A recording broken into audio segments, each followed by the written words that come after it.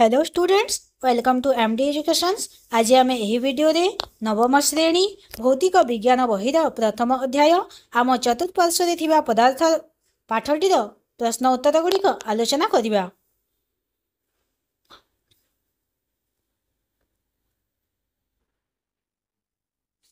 प्रश्नावली नंबर 1 निम्नोक्त तापमात्रा को सेल्सियस स्केल रे परिणत कर।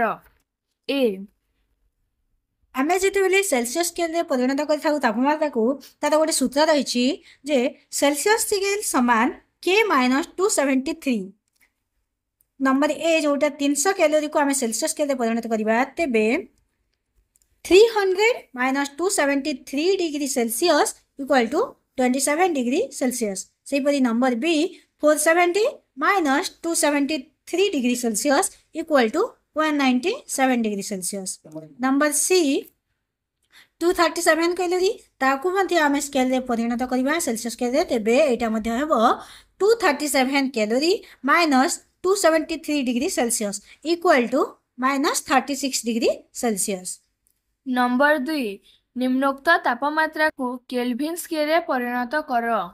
ए आम जिते तापमात्रा को केल्विन स्केल परिणत करूँ से समय तार सूत्र हुए 273 प्लस डिग्री सेल्सियस। तो प्रथम जोटा 27 डिग्री सेल्सियस तो यार उत्तर हो 273 plus 27 degree Celsius equal to 300 K.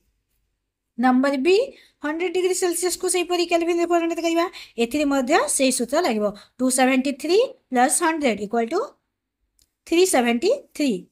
Number C 273 तो ए 273 plus 273 equal to 546 calorie.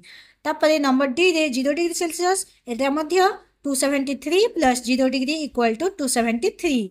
Number E -20 degree Celsius को आम केल्विन स्केल परिणत करवा ए सूत्र लगे 273 plus -20 equal to 253 calorie.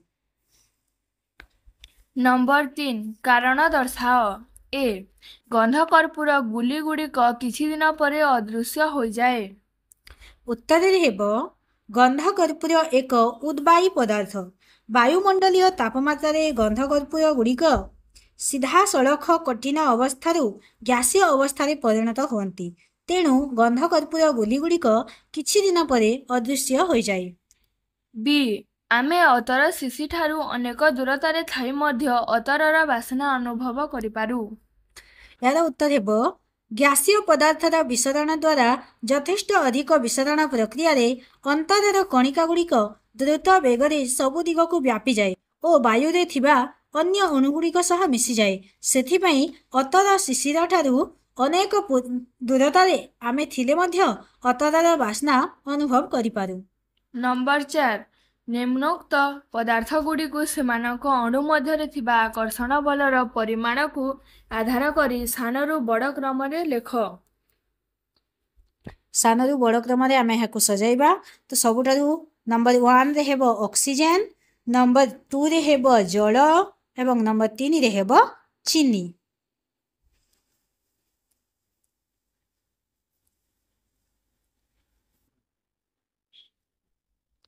Number 5 जलर भौतिक अवस्था निम्नोक्त तापमात्रा रे कौन हेबो। नंबर ए 25 डिग्री सेल्सियस जिते बेले जलर भौतिक अवस्था रही थाए सेते बेले जल तरल अवस्था रे रहिबो। नंबर बी 0 डिग्री सेल्सियस रे जल कठिन अवस्था रहिबो एवं नंबर सी 373 के रे जल गैसीय अवस्था रे रहिबो। नंबर 6 निम्न प्रदत्त उक्ति गुड़ी को वाक्य गुड़ी को बुझाइबा निमंते दुईटी लेखाएं कारण प्रदान कर। ए साधारण तापमात्रा रे जल तरल अटे।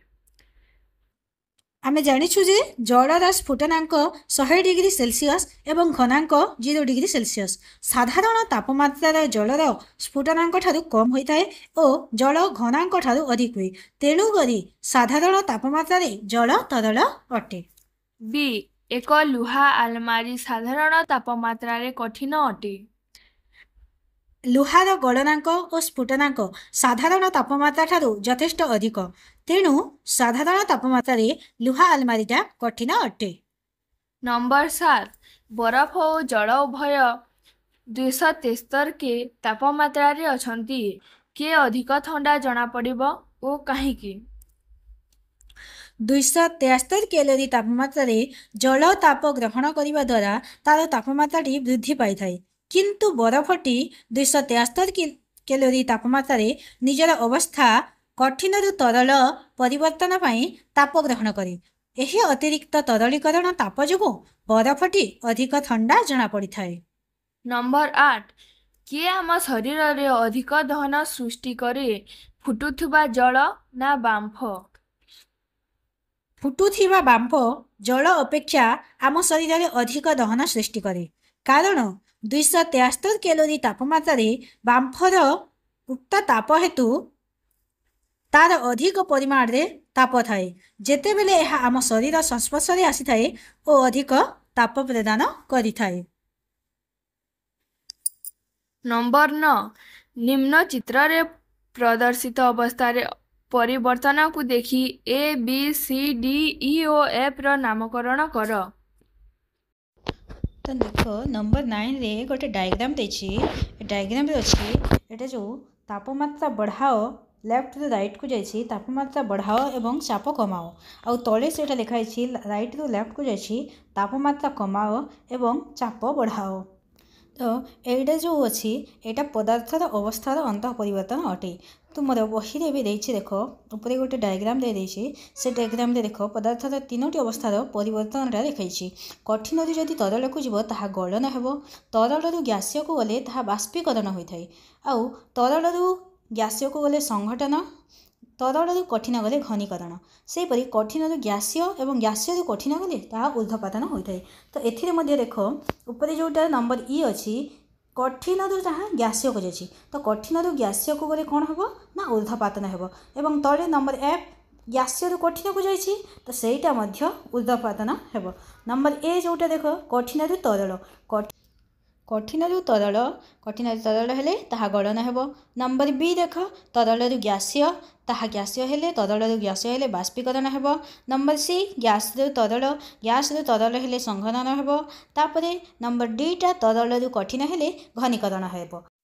ସେହିପରି ନମ୍ବର ଇ ଗ୍ୟାସୀୟରୁ କଠିନ ଊର୍ଦ୍ଧ୍ୱପାତନ ଏବଂ ନମ୍ବର ଏଫ୍ ମଧ୍ୟ କଠିନରୁ ଗ୍ୟାସୀୟ ଊର୍ଦ୍ଧ୍ୱପାତନ ହେବ। Thank you.